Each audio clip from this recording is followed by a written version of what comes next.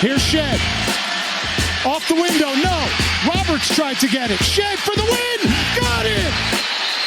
Jamal Shed plays the hero again. Back to pass. Donovan Smith. Smith steps up in the pocket, unloads it, throws it all the way downfield into the end zone. Tipped, and it is caught. Caught by the Cougars. Caught for a touchdown. Unbelievable. Caught by Stephon Johnson. Stick it in your pipe and smoke it, baby. Yes! Welcome to Scott Holland Podcast back here. Unsurprisingly, going to talk a lot of basketball here tonight. We are in the heart of conference tournament season. One of my favorite appetizers to March Madness, which I think is the preeminent sporting event of the sports calendar. Certainly the preeminent college sporting event, which our Cougars are one of the handful of best participants in. Something I have to pinch myself every day to remind myself, Bobby. So going to be hoops heavy tonight, even though we pride ourselves on the breadth of Cougar sports we talk about. But we got plenty of basketball. We have a big women's basketball topic, a long overdue coaching change there, but a tenure worth looking back on and candidates look forward to there as well. Some winter sports championships that we're going to chew on here a little bit. So, Bobby, how you doing, friend? Good, man. I actually started feeling kind of bad last night. I'm going to consider this one of my flu games. Excuse me. But to your point, the best part of it was falling asleep to SportsCenter, and there's just a bunch of different crazy things that are going on in college basketball. It's very rare that ESPN will actually drop NBA coverage to talk college basketball, but you got to see that. So that's always really cool during this time of year. Also, just a shout out, because I saw it about 4 times last night as I woke up throughout the middle of the night. Jamal Shed throwing it down. Made top 10. I want to say he was like number 8. Just a little side note there. But overall, things are going well. Had a nice vacation down to Houston last week. I got to watch the Kansas game, was at the Baylor game. Went to yet another Cougar baseball game. So overall, it's been a good week since I last talked to you. I was going to say also, while we're on Cougar alums in the NBA, obviously highlight play by Jamal Shed there, who I think is quietly having a nice rookie season for a not so great Raptors team, but I think an ideal situation that the team isn't so good that he was buried on the bench, a la I think Jarris Walker's first year or so in Indiana. He's getting the on the court experience while not having the stakes of like, oh, Jamal Shed has to be the load bearing point guard for an NBA team his rookie season. He's getting the on the job training. I think is cool. Quentin Grimes has had 3 30+ point performances for the Sixers in his last 6 games there in Philly. I know they're not having a great season either, but I think as I keep seeing people say about Quentin Grimes and why that was so hard to say. He's making himself a lot of money on the soon-to-be free agent market with a nice little finish for a not so great. Not to rub salt in the wound, Bobby, but not the biggest player that got away from Dallas recently, but seems to have found himself a good spot in Philly as well. So we love to see Cougar men's basketball alums plying their trade in the NBA. We would love to, of course, see you as I seamlessly transition to a little podcast business here. Support our show if you don't do so already at patreon.com/shpodcast. There you will get premium episodes, including a premium episode that Bobby and I are currently cooking to preview the NCAA tournament and the Big 12. It is Bobby's brainchild and not finished yet, but I think those of you that support the show already will be really excited about what the product is, and those who don't already have yet another reason to go to patreon.com/shpodcast, patreon.com/shpodcast. Gotta lead with Cougar men's basketball, a team that just finished its regular season, just finished a 19-1 Big 12 regular season, which even with the high expectations that we had for this season, it still feels kind of surreal. And the exclamation point on the regular season was a 65-61 win in Waco over the Baylor Bears. Wasn't always easy or pretty at times, excluding, of course, LJ Crier's incredible offensive performance.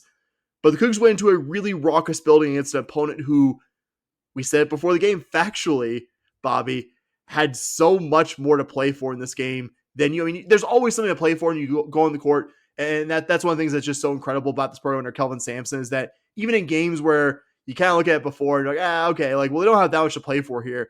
You still see just unbelievable effort from every guy with a Houston jersey stepping on the court. But against an opponent who had so much more riding in this game than you still won for the 19th time in 20 Big 12 games this season. We're talking about another Cougar win. Bobby, as you mentioned a moment ago, you were there in the flesh in Waco at Foster Pavilion to watch the Cougars.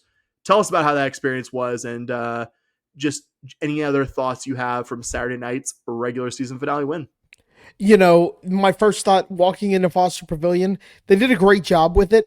It is much smaller than their previous arena, much smaller. But I think they've done a good job of creating a good environment there. I will tell you that place is one of the loudest arenas I've ever been into in my entire life. The way it's shaped, it's kind of, the ceiling isn't too much higher than the highest seat. They went real vertical with it, so you're on top of the court. Like, I had the worst seat in the house. Like, my dad and I went and I grabbed a seat from like game time, and like, yeah, we were last row in the corner and still didn't feel like that bad of a seat. But man, that place is loud. Like, that was the big takeaway my dad and I had. He hadn't been to a game out there yet. That place is loud. The other thing I will tell you is there was a lot of red there. I looked at my dad and I was like, that's not a bad showing for the U of H fans. And he goes, no.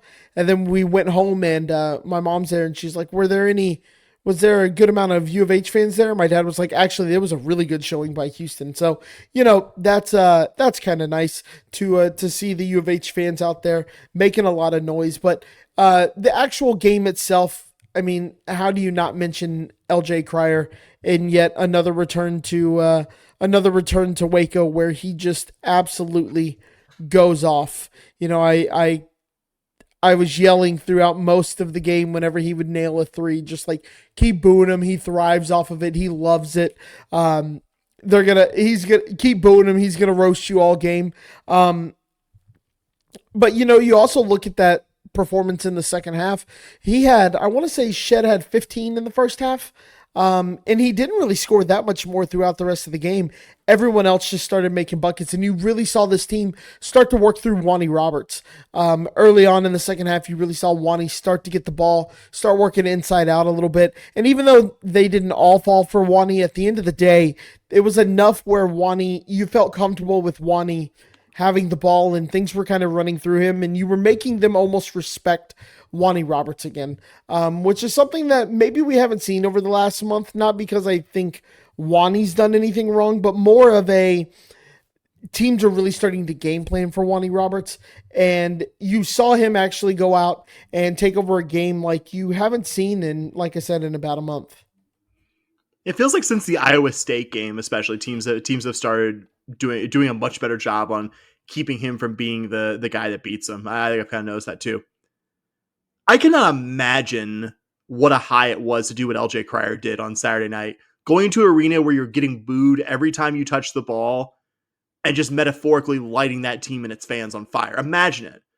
Bobby, one of your best players leaves for another in-state school and wins conference titles both years he's at that other school, plays for one of the best teams in the country both those seasons at that other school. And all you could do as a Baylor fan is to limply boo him as he and his team beat you for the third time in as many tries since you were in the same league. I'm not naive, Bobby. Let's just say, for example, I'm just going to use a recent transfer out of the Cougar program, because there aren't that many. I would say the most prominent example, let's say Tremont Mark, for some reason, came back to the Fertitta Center with his new team. I'm not naive. I don't think he get cheered every time he shuts the ball or get a big, weepy standing ovation just because of who he's coming out with the other team. But I also don't think Tremont Mark would get the exact equivalent of what LJ Cryer has gotten these last 2 times in Waco. You tell me if I'm wrong, because I feel like this fan base, in Mark's case, would remember that, hey, this is the guy who hit the half-court shot against Memphis. This is the guy that had multiple really clutch performances in the NCAA tournament. Like, I'm not going to go on my root for him, but I appreciate what he did here. And just that's my long roundabout way of saying that U of H fans clearly know more ball than their Baylor counterparts. Yeah, I think Mark would probably get booed a little bit.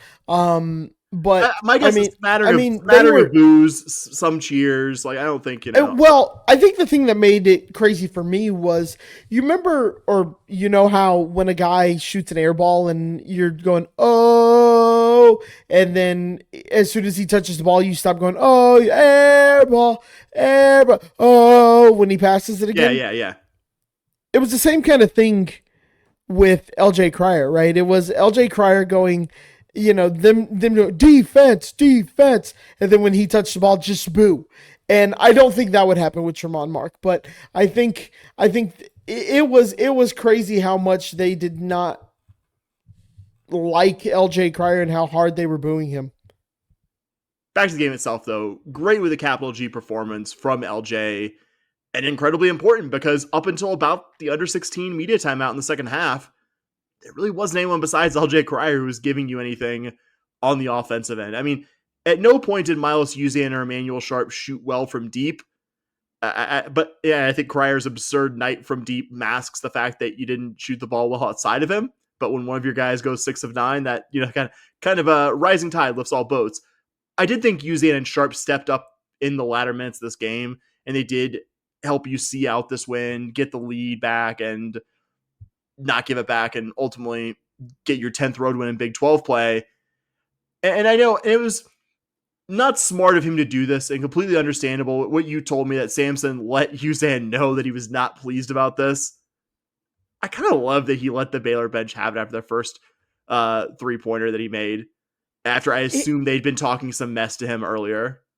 Yeah, here's the thing. I don't think you can be upset with Uzan there as a fan. I think as the coaching staff, yeah, I totally understand why you'd be pissed at him there. But there is something to players just talk. I thought it was a little soft to call the tech there, and I thought it was absolutely beautiful of Baylor fans all over Twitter to be complaining that the refs were on U of H's side when U of H shot 2 free throws in the first half.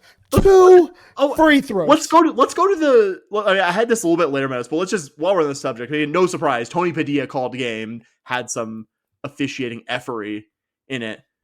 The intentional foul on Roberts in the final minute, like that should have been free throws.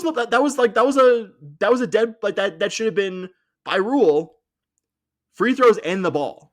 Yep. Like it didn't ultimately matter because Roberts made both free throws. Shout out to Wani for making 2 incredibly clutch free throws. He hasn't had the best season at the line, but has hit some incredibly big free throws and big moments to close out wins for the Cougs this year. But that should, under no circumstance, it was and the TV guy, you wouldn't have known this because you were there, but the TV guys were just like, the Cougs should be getting the ball. Like that clearly was it was a cynical foul to just get Roberts to the free throw line, but doing that before the ball's even in play, like that, you just can't do that. My dad and I were kind of confused because we were like, no time even went off the clock. Yeah. 0.3 seconds went off the clock, and we were like, well, hold on. It takes 0.4 to get a shot off, and the ball was inbounded. So I have made it no secret how I feel about Tony Padilla on this podcast. One of the worst refs that has tenure out there. And clearly, there are refs that I don't like that, from my vantage point, do seem to do a good job managing the person. Like that, whatever. The people that would know more about it than me regard them highly. And just anytime they have an anonymous thing on Tony Padilla, there are guys like Kip Kissinger that I don't like, but get positive reviews from those corners. Tony Padilla, everyone's just like, yeah, what an asshole every time they're getting anonymity to talk about him, as a referee. So it's rich for Baylor, this big moment that they absolutely got the call just wrong. That's something, and I don't say it's very often. I don't think I've said it about any call that's gone against U of H this season. I would be sending that to the conference office as U of H and just being like, hey, isn't this pretty black and white? U of H should have free throws and the ball here, It didn't end up burning us, but which makes it especially rich for Baylor. You used to got a bunch of beneficial calls. They got one very clearly wrong at a key point of this game, and their other complaint was the technical call. He smacked the dude in the face, he elbowed him. I think he was. I wouldn't have thought a flagrant 2 was the most correct call there. I don't know, would have been more justified, and this is a low bar clearly, would have been more justified than JT Toppin's flagrant 2. Yeah. That he got in Houston earlier this season. So very rich, and confirming my earlier point that Baylor fans are big dum-dums that don't know ball. Fair to ask, I think, if Cryer doesn't have one of his best halves of his career, and he's had a lot of good ones, like that was an incredible first half, maybe you're in an insurmountable deficit here. But that's been kind of the MO of this Cougar team this year. Even in a tough road environment, there's always going to be a guy who steps up. Like it was Milos Uzan at Texas Tech. It was Malik Wilson and Wani Roberts and Javier Francis at times. At different, like there have been a lot of different guys that have stepped up at different points, and that's what makes this team, I think, such a scary proposition for opponents. Also, not for the first time this season, these guys wouldn't be the first ones on anyone's radar, but Francis and Wilson were both on the court for a good chunk of that time where U of H took the game over basically in the second half. Not a coincidence. I think 3 steals for Wilson tells you the defensive work that he's always doing out there. Francis only had 2 baskets, but they were both exclamation point kind of dunks during that, during or right after that 14-2 to run to kind of take the lead for good. I just wanted to make those noted here.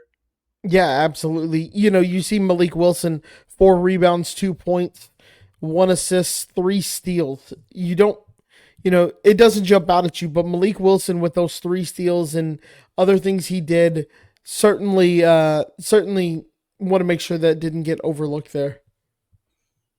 My last thought, at least somewhat related to this game, but a little big picture. We know teams are judged ultimately on their NCAA tournament performance.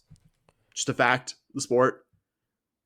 We should still, like all of us, Cougar fans, you, me, anyone listening, realize what an incredible achievement it is, because this league's going back to 18 games. It's been confirmed. Like, the league's going back to 18 conference games next year. So this lone gauntlet of a 20-game Big 12 schedule, this brutal conference, even in a season that isn't as brutal, like, you're still at one of the best 3 conferences, and it's third by a wide margin, if that, in the country. And your only blemish out of those 20 games was a 1-point overtime loss. I still don't think we appreciate how crazy it is.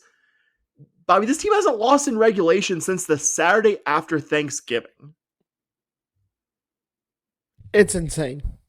I mean, even by the unbelievably high standards of Kelvin Sampson era U of H men's basketball, it's been a special season. I hope we all remind ourselves of that repeatedly here in the coming weeks and months and years.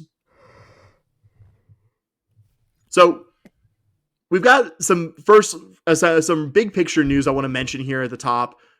The Big 12 men's basketball tournament, which we're going to talk about here for a little bit, as the Cougars will be opening that on Thursday. Double bye from being one of the best teams in this conference. But Brett Yormark confirmed today the tournament will be locked into Kansas City until 2031, and that's fine to me. I think in a perfect world, I'd prefer it be somewhere a little closer to Houston, to the U of H fan base, but I'm also not wildly confident that U of H and the other Texas schools fan bases would support at the same level as the Midwest teams are doing right now in Kansas City. You would definitely see more of the Texas schools fans if it was in DFW, just for example.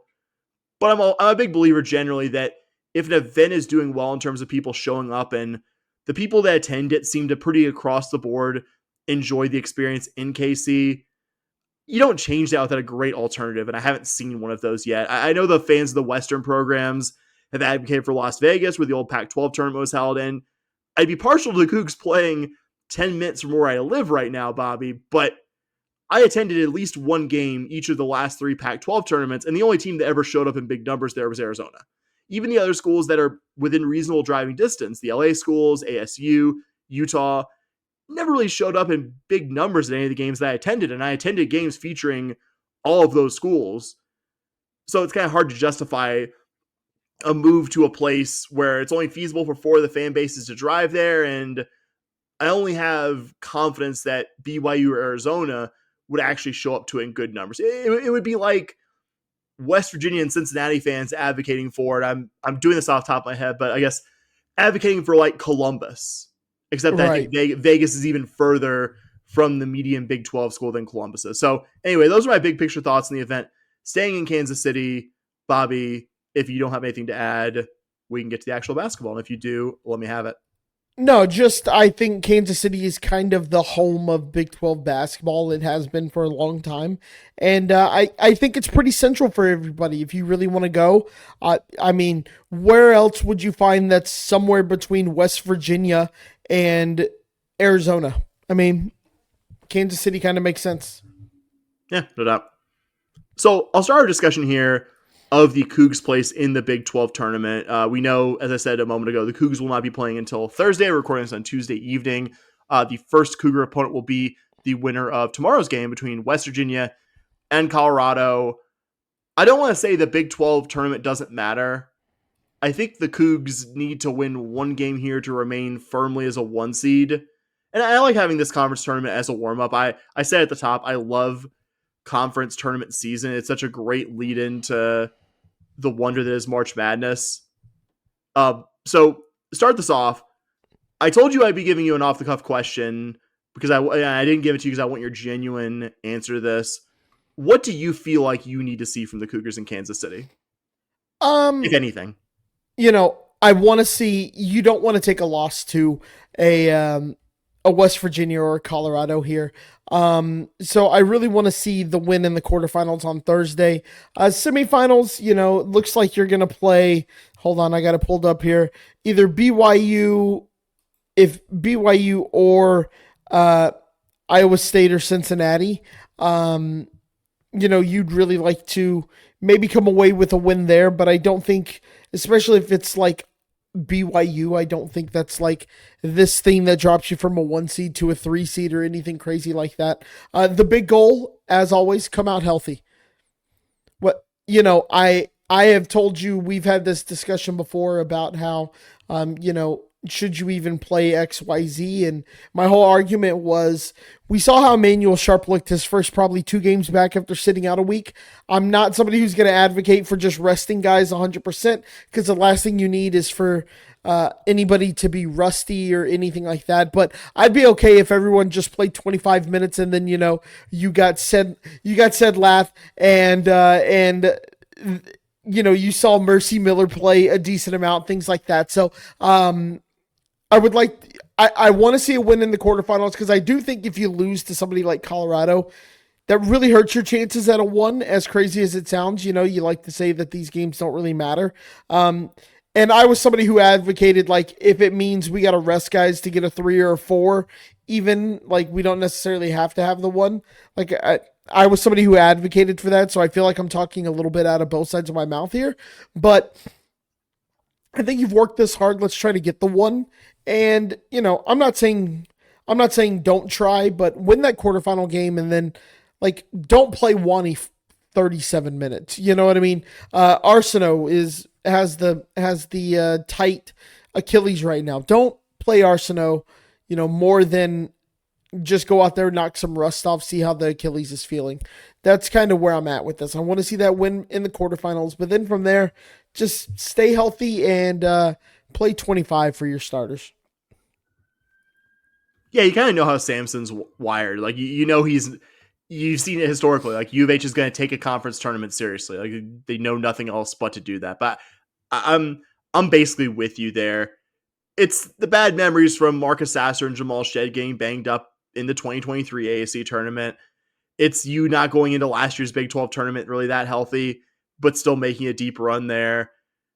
There absolutely will at some point come a time where the Big 12 tournament has real stakes for Cougar men's basketball, whether that's stakes in terms of what the NCAA tournament seed is, which you kind of do this season, but I think I agree with you. I think if you lose in the quarterfinals, that's the only game that has any possible stakes. And that, in all likelihood, will be against West Virginia. So, like, even that loss on a neutral won't be a bad one. Like, won't be one that for sure knocks you off the 1 line. But I think you want to see one win. You want to see the team go into the field of 68, not coming off an uncharacteristically early exit here, all things being equal. But there aren't really that many U of H specific stakes to the Big 12 tournament this year. I don't want to make it seem like Bobby and I don't care about it at all. I mean, I've watched at least some of every Big 12 tournament game that's been played today, and it's all been games with the lowest teams. there has not been a game today that's featured a team that's likely to be in the field of 68. Yet I watched at least some of all of them because I love Big 12 basketball and I love conference postseason stuff. So I'll be watching every Cougar game. I just can objectively look at what U of H's long-term goals are and where they are seating wise and see that this team really isn't in any way fundamentally changed by how they do in the Big 12 tournament beyond just what you and I have both said, this team staying healthy. Yep, absolutely. That's the goal. Wanted to also, while we're on this topic, look at the Big 12 tournament at large here a little bit beyond the Cougars. Bobby and I may or may not have a Patreon episode where we do a much deeper job of this, but for however you want to define this, Bobby, in the tournament field, the Big 12, who is the non-U of H team that you think is the most interesting? For me, man, I want to say it's going to be Kansas, just because they've severely underperformed this year, but they still have Hunter Dickinson. And while I don't love Hunter Dickinson, I think the words I used to describe him in our last episode were, I've never seen a guy make a double-double look that bad. Hunter Dickinson did put up like 30 against Arizona. That team is capable of doing something if they can figure it out. And March is a time when they could figure it out, They weren't preseason number one for a reason. It's not like they were a bad team who's done pretty well. Like, they're severely underperforming, but that team still has a lot of talent on it. Yeah, those underachieving teams, like those, you see underachieving teams figure it out. It's one of the cooler things in March. When an underachieving team just catches fire. NC State last year and their deep run. Like that was a team that had no business being in the tournament based on everything they did before the conference tournament, but played their way indisputably to having one of the better seasons in the sport ultimately. Yep. For me, my answer is BYU. That was my second choice. Yeah, there are multiple right answers to this. When the Cougs, with I guess double O Cougs, the U of H Cougs, played them in early January, that wasn't even looking like a bubble team. But they played themselves into being such a comfortable at large that other than maybe seeding, their performance in Kansas City is not going to have any effect on them being the NCAA tournament. That is a locked on at large team right there. And last year's team was also, I think, a comfortable at large going to the Big 12 tournament. But that team wasn't coming into mid-March on the same kind of heater as this year's BYU team is. If you listening aren't aware, in the last month, they have road wins. BYU does it, Arizona and Iowa State. Absolutely thrashed Kansas by 34 at home. An 8-game winning streak on the whole. I've seen a lot of talk about Texas Tech and Iowa State as the non-U of H teams to watch in the Big 12 tournament field. And that's not wrong. I would say in Texas Tech, if you want to talk, I think the metrics and eye test are in some order the number 2 and number 3 behind the Cougars for the whole season's work. But so much of March is about just getting hot at the right time. And BYU is so scorching hot right now. But if I was putting actual money on who'd win the Big 12 tournament, which I'm not, but for the sake of this exercise, it would 100% be on BYU. Like, they're getting 10-1, 11-1 odds to win the thing right now. Like, I know there are other really good teams they're going to have to get through to potentially win this thing, but they've beaten some really good teams, and they've showed this unbelievable ability to score at basketball. That they're a good game to watch if you like good offensive basketball. One of the best teams in the country putting the ball in the basket. So an entertaining team if you're just looking for good ball to watch here in the next handful of days. So that is why I picked the Cougs with the U. I think it's a good choice. That was kind of my second choice through this. So that's all the men's hoops for now, but plenty where that came from. They're going to be talking that a lot here, both in our normal regular spot and we'll plug for the umpteenth time on the Patreon feed. But gotta talk women's hoops here for a second. Big news there. Right after we released our last podcast, U of H did what we believed with near certainty they would do after their season ended against Colorado in the first round of the Big 12 tournament, after a regular season where they won 5 games total, and mutually parted ways with 11th year women's basketball head coach Ron Hughey. The exact language is that Coach Hughey resigned. I'm sure U of H made it clear that his contract was not getting renewed. He gave a nice statement upon this news becoming public last, I believe, Thursday morning.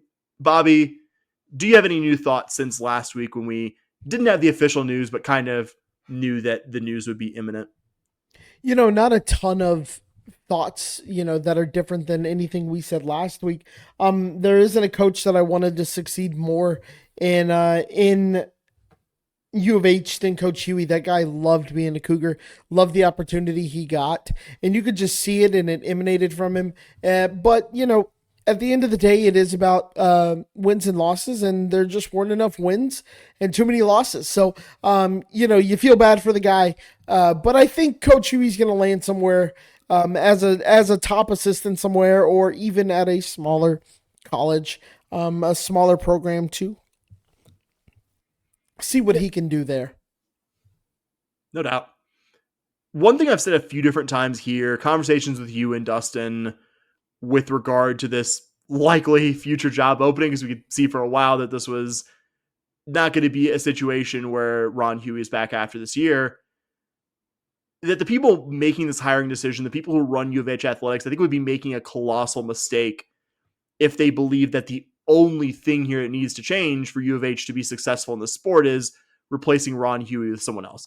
A coaching change is something U of H should be doing here. I mean, U of H hasn't, you said it last week, hasn't looked like a well-coached team in a while. And I think no amount of larger discussions about how many resources this program has changes that fundamental fact. That looks like a good basketball team in a few years. But we had some it's worth reminding ourselves, we had some genuinely fun teams under Hughey. I remember going in person to watch U of H at Texas State right after I moved to that part of Texas. I think it was early on in the 17-18 season. And I was leaving that game raving to you, Dustin, any Cougar fan who listened, that this team is going to be incredibly fun. And that game, just that one, instantly made me a believer in U of H women's basketball under Ron Hughey. It was the start of a 3 and a 4 year stretch where each year the Cougs went to the WNIT.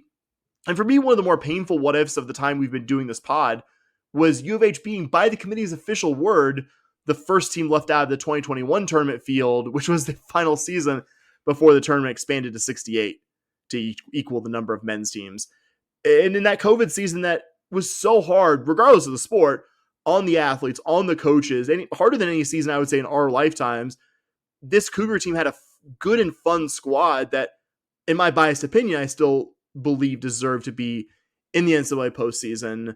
You were also one win away from getting the auto bid in 2023, got the gift of both Florida schools, generally the league's two best, getting knocked out by other teams, and you blew a 7-point halftime lead to lose to ECU in that conference championship game.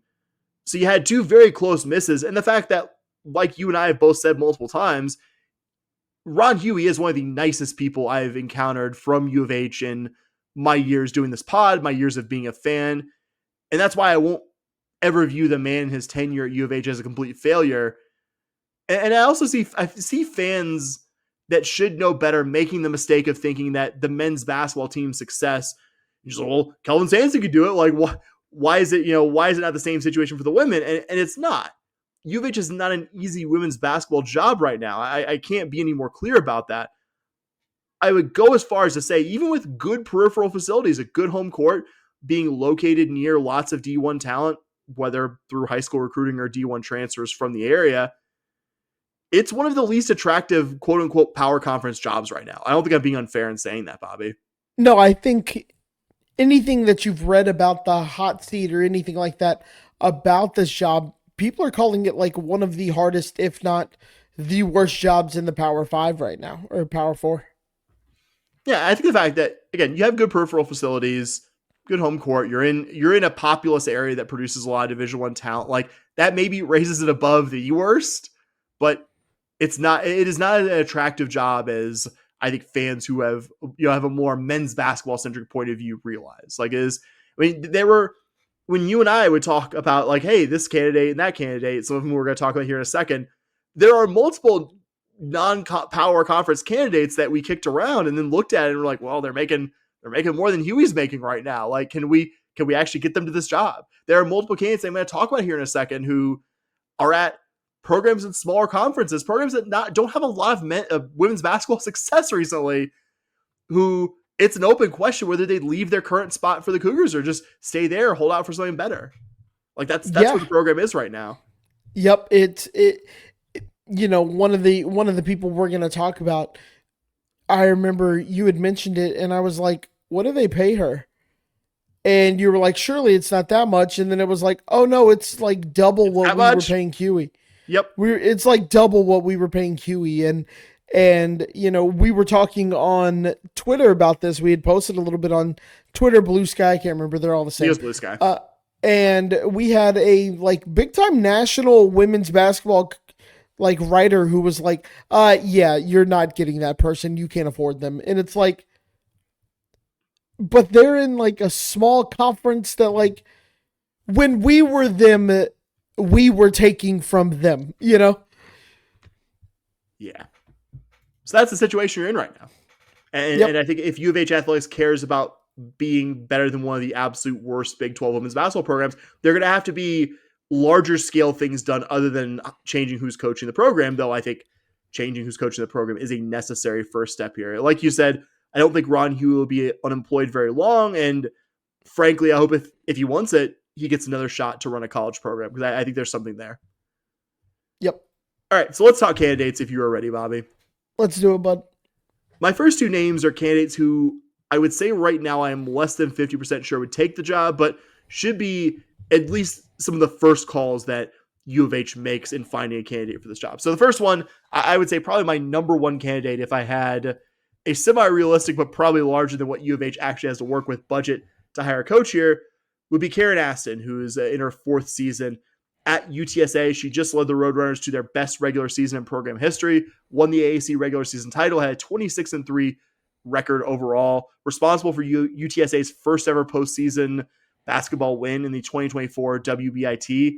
Before that, she was the head coach at UT for 8 seasons, where she made the NCAA 6 times in that stretch, likely would have been a 7th if not for the 2020 tournament getting canceled. Made the second weekend of the NCAAs every year from 2014 to 2018.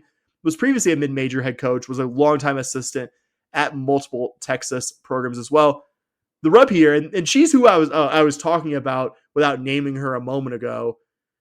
The rub here is that she's lived in the Austin, San Antonio area for over a decade now. I think she started in 2012 at UT and was making essentially the same, if not a bit more, than Hughey was here last year while coaching at UTSA. So I think if you're asked, and it's fair to ask, whether you want to relocate your life for this U of H job without a major pay raise. But I will say, you are getting the full Big 12 rev share this coming summer, and Aston's bona fides as a recruiter are incredible. And UTSA in their conference is as hard of a job as U of H is, and she produced results there. Within 3 years, they were solid. Within 4 years, they were the best team in their conference, which tells me she would be up to the challenge here if she's willing to take it. I think the if she's willing to take it, though, is a very key qualifier. Yeah, she's the one who we were kind of alluding to, that we were told, yeah, you probably can't afford her, which is just mind-blowing when you really think about it. But probably not wrong. No, that we can't afford the UTSA coach because she's already making what she makes at the UTSA. You want to talk about if U of H wants to make this, if they want to be treated serious in women's basketball, they need to spend more money, and getting the right coach is going to cost a lot of money. And it's like, yeah, but we haven't seen anything that leads us to believe that U of H wants to take women's basketball seriously. Karen Aston, hiring her shows that U of H wants to take this sport seriously and that they care about the results of it. So I think that would be the move that would, make both of us and a lot of people nationwide go, oh, wait a minute, what's Houston really trying to do there? So, but it was shocking to hear. Yeah, she makes as much as your current coach does, and we don't know if you'll even be able to afford her.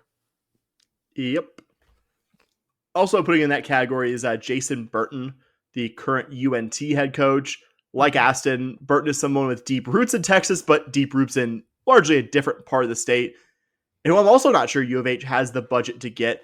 He's in his second season with the Mean Green, was the 2024 AAC Coach of the Year after leading them to their most ever regular season wins and their first conference title since 1986. proving last season wasn't a fluke. The Mean Green were also 15-3 in the AAC. The season finished only behind Aston and UTSA. This regular season, before he was at UNT, Burton was a super successful D2 head coach at A&M Commerce, I guess currently East Texas A&M, built them into a regular in that level's NCAA postseason. And then his last season there, when they were still a transitional Division I program, their first season playing a full D1 schedule, led them to a winning record in Southland play and I believe the conference tournament semifinals before taking the UNT job. My opinion, Bobby, this guy's holding out for SMU or Texas Tech to open up. Like those are more adjacent to DFW. I mean, SMU obviously in the area. I think those in Texas Tech's case, an area you can a little more easily recruit DFW to. I think he's holding out for those jobs.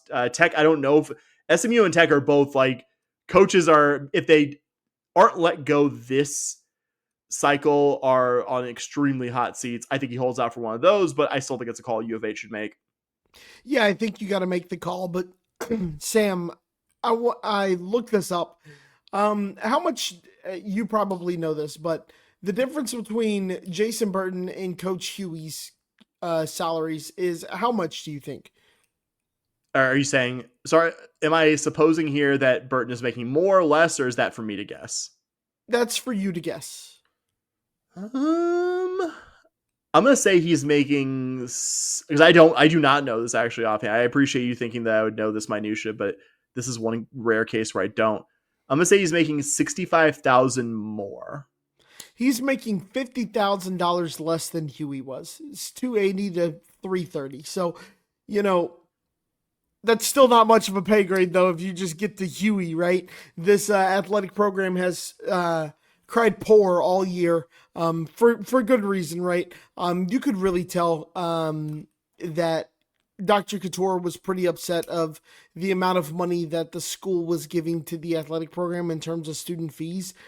So I wouldn't be surprised if we don't see a massive increase in a coach's contract this year. Yeah, I mean, you almost kind of have to look at this current. The part of the reason you probably kept Hughey on is that you're paying him less than just about anybody, if not everybody in the Big 12. So I mean, I think, I'm not saying it's impossible to get Burton. I mean, if you give him a pretty sizable, you give him like, I don't know, like a 50-60% pay raise and assurances that you have a long time here to get it figured out, which I think you'll probably give most coaches a long time to get it figured out. Certainly gave Hugh hopefully not 11 seasons of that tournament, but I think if nothing else, you've shown historic patience. But yeah, I would still say with Aston and Burton, I'm less than 50% chance they'd take the job. I want to give you two more candidates, if you will allow me, Bobby, that I'm more certain would take the job and are more intriguing candidates with maybe less or slightly less rock solid resumes as compared to the other two candidates. Okay. So my first one's Aqua Franklin. She's in her 5th season as the head coach at Lamar. Was kind of a slow build there, but has had 3 straight winning seasons in Southland Conference play, 34-4 in conference over the past 2 regular seasons. She was the 2024 Southland Coach of the Year. Lamar's season is still happening, I believe, as we record this. So this may be the season that she finally gets Lamar over the hump to the NCAA tournament. They've been a really high-level defensive team each of the past 2 seasons. They're 20th in opponent points per game this season. Before Lamar, Franklin was a Big 12 assistant at Kansas for a number of years and multiple stints there. Also coached at Mississippi State under a very well-regarded head coach, Vic Schaefer, who's now at UT. Is in the Texas A&M Hall of Fame from her playing career there. She was a couple years ahead of us in high school. She really checks a lot of the boxes. Head coach experience, Big 12 experience, Texas experience, and being a younger, hungry coach who kind of, I think, fits the profile. With Karen Aston, it's fair to ask, like, do you want to spend your early to mid 60s trying to turn the 15th or 16th best Big 12 program around right now? With Aqua Franklin, you're getting somebody who has maybe the head coaching experience that Hughey didn't, has the Texas ties, and I think it will be hungry for the opportunity. Will not be intimidated by the fact that U of H has struggled a lot of the recent seasons. And I was gonna say, if you didn't want to cut it, if you didn't want to cut it in there.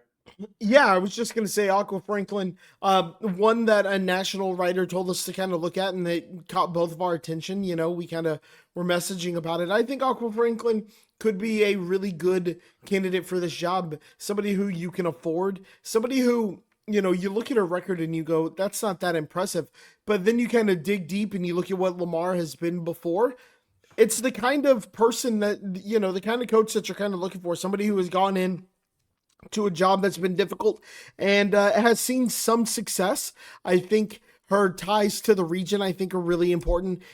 I've never been somebody who's like, oh, you need to build a wall around Houston. You and I have had that discussion before, but it certainly doesn't hurt to have, the ties to the region that make you want to stay, that will make Aqua want to stay here and not travel to a job in Connecticut or something like that.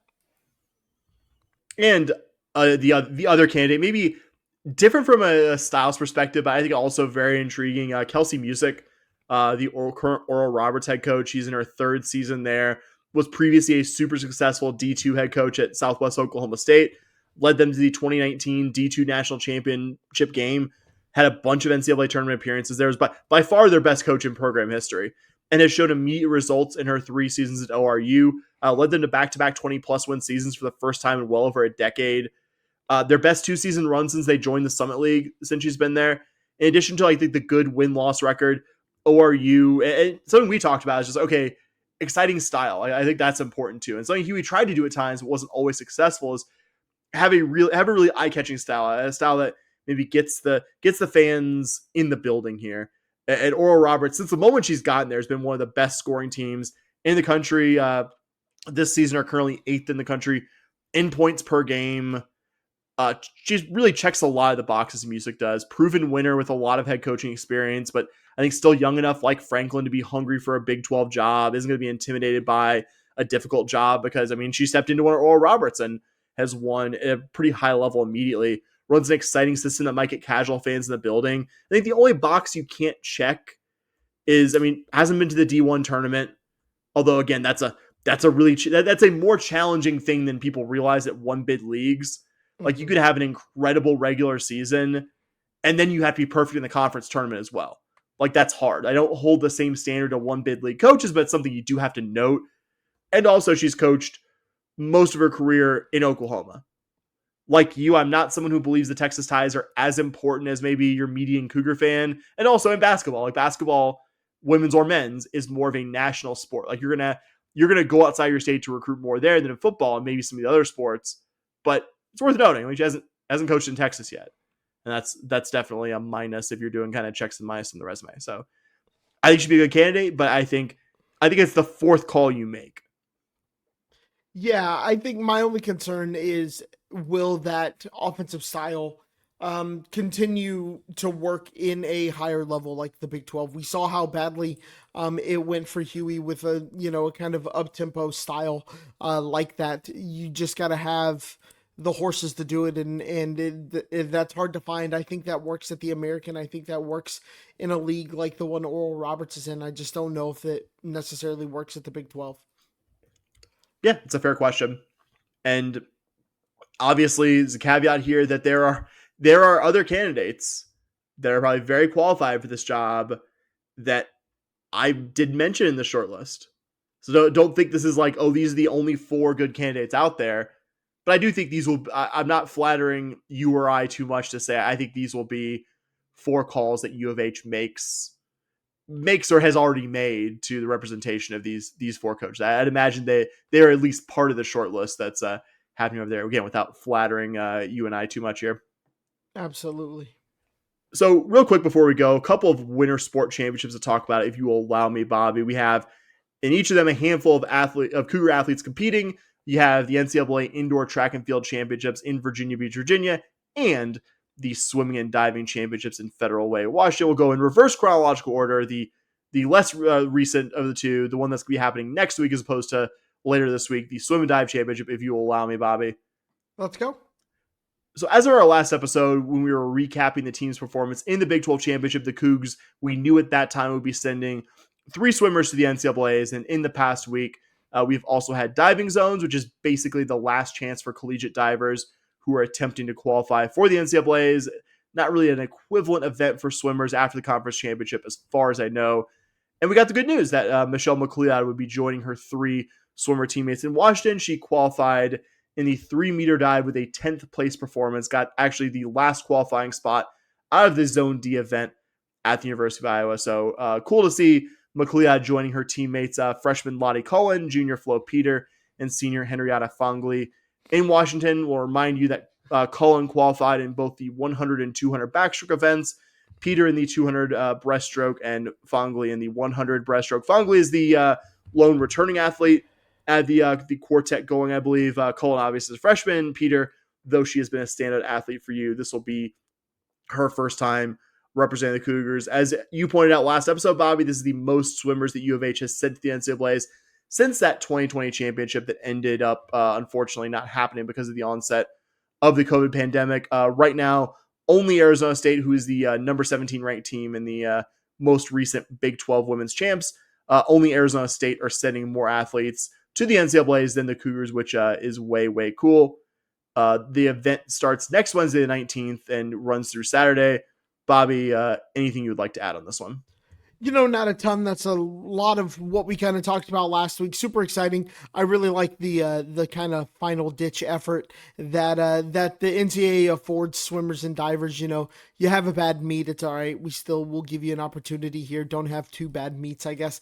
But overall, really excited for the team and to see whenever you have the second most in the conference behind a team in which is probably a top 15 team in the country. It's pretty exciting. I double checked also because the Cougars sent a few other athletes, and they had a second day at Zone D. Unfortunately, Hedda Grels, Amelia Waters, and Caroline Rowell did not qualify out of today's stuff, but the Cougars do have one more day at the Zone D diving championships tomorrow. So hopefully this is at least a little out of date because an additional Cougar diver joined the group that is going to Federal Way. Yeah, absolutely. And also, as I mentioned earlier, we have the NCAA Indoor Track and Field Championships starting this Friday, running through Saturday in Virginia Beach, Virginia. The Cougars will be sending 3 athletes total this event from the men's and women's teams collectively. Even though this is a slightly smaller number of total athletes than usual, I will note that indoors usually is a smaller number of athletes for the Cougs than outdoors. The really exciting thing is 2 of those 3 athletes are among the very best in their respective events, and I think decent bets to win the championship. We'll summarize who's here. Obviously, every athlete who qualifies for indoors or outdoors, you can blanket statement, they're among the very best athletes in the broad sense in their sport, but more specifically, you have Kiela Dove, your lone women's qualifier, still holds the top performance in this entire indoor season in the women's shot put, has an unbelievable college resume from her time at North Texas before joining the Cougar program before the season, is coming off winning the Big 12 championships, has to be one of the favorites to win the whole thing. For the shot put, on the men's side, you have Andrea Mita, who's competing in the men's high jump, another defending Big 12 champion, owner of the current number 2 best performance in the country this indoor season in the event. Also worth noting, by just the most heartbreaking margin, Mikkel Beck just barely missed qualifying for NCAA indoors in the high jump with Mita. Certainly the slimmest margin any Cougar athlete missed out on competing here. So exciting to also note that you have this high-level athlete, Mita, and you're also absolutely stacked in this event going forward. Past performance isn't a guarantee of anything, but you got to like the chances, Bobby, in one. If you have like number 1 or number 2 athlete, you got to like your chances in one or both of these events. And regardless of sport, always one of the coolest, most significant things we talk about here are national championships. And there's a decent chance you get one or multiple from those 2. Not a guarantee, but I think with those performances, it's worth noting. And also worth noting, I think you said this one of the last times you talked about indoor track and field. This program has had its most high-profile performances over the years in the sprinting events or the hurdles. Cool to see we have 2 field athletes with a real chance to win the whole damn thing in their sport. Yeah, really cool there. Really, really cool that we're kind of seeing a little bit of a flip there. And not even a flip in that, the sprints and everything are going more negative, or they're not competing. They are competing. This is just the kind of thing you need to kind of take this program to the next level. I'm going to mention also, we do have a sprinter / hurdler here. Hurdler, more specifically, you also have Jamar Marshall Jr. representing the Cougars in the men's 60-meter hurdles. Marshall currently holds the 11th best performance in the country, but I think what makes that really tantalizing is the fact that he did that at Big 12 indoors. So very, very recently, this guy is running his best right now, and he ran that 7.56 second time in the prelims and ultimately finished second in the Big 12 final. So you see 11th and you don't think instantly someone that could compete there, but also he's a guy like really rounding to form here. He's not a guy coasting on like a good performance from back in February. Like he's coming into form at the right time, which I think will also be exciting, along with Dove and Mita in their respective field events. Yeah, absolutely. Still good, like I said, to see the sprinters still performing how we need them to. Yeah, I would encourage Cougar fans, even as we're hot and heavy in conference tournament basketball season, to keep an eye on how the Cougs are doing at these respective winter championships. Gonna also note here really quick, we're not gonna talk about the sport in depth, but gonna note that U of H baseball has its opening series this coming weekend at home against Texas Tech. The Red Raiders have had a really rough start to their 25 season, but they've also played a super difficult schedule. I still think the Cougs need to take 2 of 3 at home for this one, to keep supporting that. I think this could be a slightly more serious team than the last few, but we'll definitely be keeping an eye on that one, even though it doesn't really merit any extended talk in this week's episode, I don't think. Yeah, we're just so loaded with men's basketball and everything and all the things we're doing on the Patreon feed this upcoming week. It's just, you want to see some good, another good performance. I don't think I'll ever shy away from a 2 of 3 weekend. No doubt.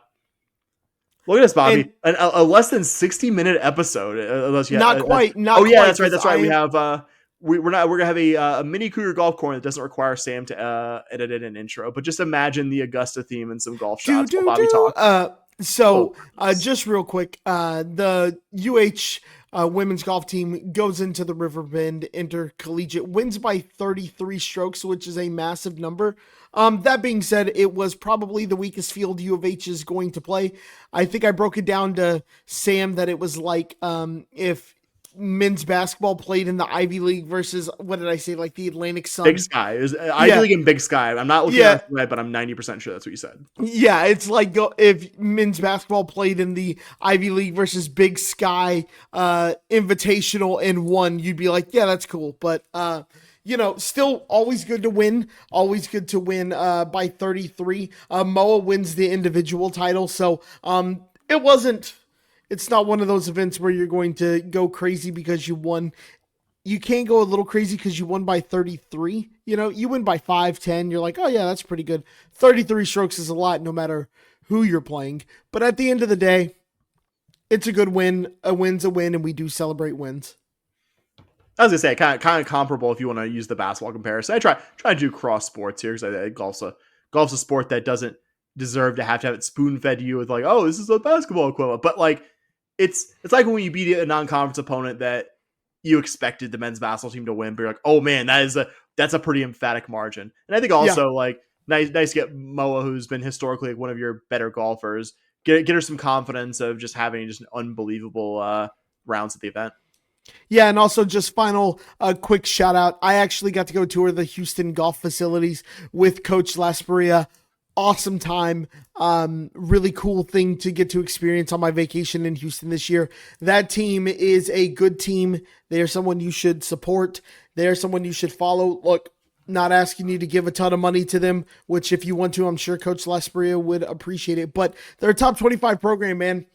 If they were any other sport, if they were basketball, baseball, football, you'd be there supporting them all the time. Just check Spike Mark every so often. That's all I'd say. Yeah, fully co-sign what Bobby said. No program out there other than men's basketball in this athletic department is definitively doing more with their resources than women's golf right now. I'm comfortable saying that. And there's some good ones in there that besides men's basketball, but I'm comfortable saying that. Yep, absolutely. All right, take us home, buddy. All right, well, that is it for this week. We're clocking in at probably just over an hour. Thank you so much for listening. We appreciate it. If you have any feedback for us, you can find us on Twitter at SH Podcast. You can find us on Blue Sky at podcast.bsky.social. If you've sworn off all social media, good for you. But also, you can email us at shpodcast@gmail.com. I do want to encourage you to go check out our Patreon for as little as $5 a month. If you want to give more, we won't say no. We're doing some really cool stuff for the NCAA tournament. We are doing an NCAA tournament preview, but not in the traditional sense of, oh, hey, look, this team is meeting up with this team, and here's how the matchups line up for the Cougs. This is going to be a full-on Big 12. We're interviewing any team that is even close to the bubble, including even like Cincinnati, to see what their thoughts are heading into the NCAA tournament, what seed they think they may be getting and things like that. So highly encourage you to check it out. Heck, even if you do it for a month or two just to hear that content, it's worth it. It's something we're working really hard on. But we appreciate all of you who listen, whether you're on the premium feed or you are on the standard feed. We appreciate you so much. And as always, Sam, Go Coogs. All right. Go Coogs! Let's go!